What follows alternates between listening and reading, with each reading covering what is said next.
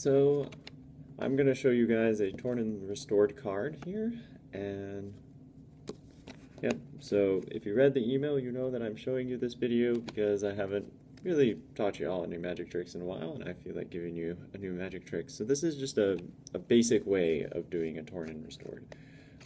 It's super simple. It's more so the method behind the torn and restored, and not so much the story that you're presenting. So let's get my pad up here. I'm not in my regular studio today. I'm actually traveling out of town. I'm in Nashville, Tennessee, and but I have my mobile practice pad, which is just a piece of felt, and and yeah, my card. So lighting is bad, camera angle's bad. I'm in some random room that I found where there isn't anybody where I can record in peace. But hey, and recording off my iPhone. So, but hey, iPhones have amazing cameras. So I'm going to do a torn and restored for you. So this is how it works. You simply take a card and tear it in half. And tear it in half. Again, just like so. Pretty little pieces that it is. And then I'm going to fold them in half like this. And give them a bit of a fold. And, oops, I don't know. Anyways. And actually, you guys can watch over this piece right there, and then move that back up there. All right, so you do that, you give somebody an extra piece, and then you kind of voila, magic, all the pieces restore themselves, and the piece fits. So, I mean, not the greatest handling of the slide by any recommendations, by any suggestions, that's for sure. I'm sure you all saw the pieces in my hand, but that's not the point of this. Normally, this is something that's almost impossible to display over a camera like this, especially if you don't have a spectator to show it with, because normally you have ample opportunity to switch out pieces, reach into your pocket, do a lot of other things when you're around other spectators that I cannot do on a camera at all.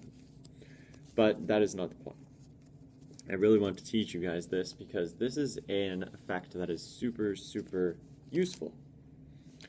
And the setup is that you need only have 2 decks, and you do ruin a deck. I actually keep extra decks for the purposes of tearing and destroying the cards. So actually, I highly recommend you go to Costco and buy decks in bulk, or you can buy them online in bulk. Pretty cheap, as a matter of fact. I haven't bought decks in over like 4 or 5. Actually, I haven't bought a single deck of cards in about 9 years. For the longest time, I had gifts of cards from people every Christmas and every birthday, and I just got this giant stockpile of cards. And I have yet to go through my stockpile. I still have about 16 decks left after 9 years. So I haven't bought cards in over 9 years, so I don't know what the going rate is. But back when I did buy them, I bought them from Costco in bulk, or I'm sure you can order them online for fairly cheap. I believe the average going rate for a bicycle playing card deck right now is $3, $4, not sure.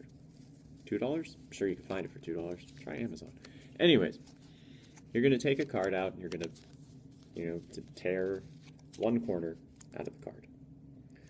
And that is the preparation that you need. Then you're going to want to fold this thing up into a nice little tiny bundle. Now I was just holding this and the corner in my hand, and I'll give you suggestions for different workings of how to do this. My phone is falling. How about that? There we go.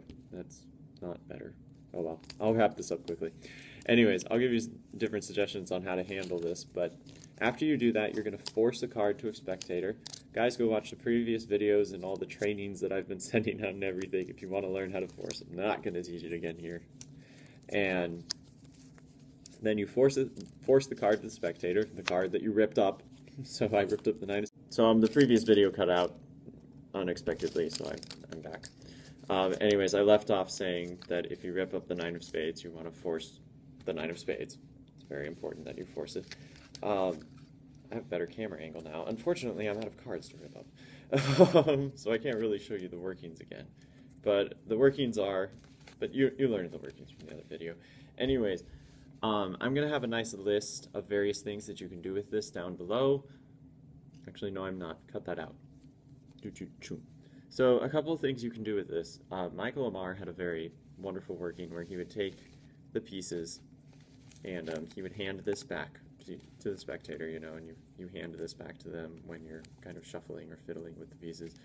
A great way of giving this piece to the spectator is actually to rip the card up yourself, not have the spectator rip it, and to drop a piece, quote, drop a piece, unquote, when you're doing it. And that way you can let the piece that you need to give them fall to the ground. That's not the right one. This is the right one. Yes? Yes. Don't lose track of which is the right one, by the way. That would be bad. Anyway, so you can let this piece kind of fall to the ground and just be like, oh, who cares about that? And it's really immaterial at this point. And so you can do that, and then what I like to do is take the remaining pieces and wrap them in flash paper and then burn them, or a napkin and burn them, depending on, you know, if you have flash paper and access or not. You don't have to, well, if it's flash paper, you can't actually burn the pieces. You have to kind of withdraw them from the paper, wrap up the flash paper, ignite it. When you're igniting it, that is the perfect time to move the pieces to your pocket and ditch them. Nobody will watch. They'll be too distracted by fire. That's why I like to use fire. It's a great, great, great misdirection tool. And so I love using fire in that aspect. But another great routine for this was Michael Amar used to put the pieces in his hand, and he would pass his hand over like this, and he would just drop his credit card on there. And then he would pick up the card and the pieces and put it into his pocket and be like, well, if my credit card is here, then your card must be in my wallet. And he'd pull out the card and pull the card out of his wallet, and sure enough, boom, there it is. I like to pre-prep this by placing this into a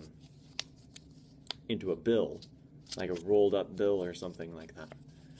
But essentially, pretty much every torn and restored routine, if it's done with a signed card, it is, you know, it's prepped in the sense that the signed card is not torn.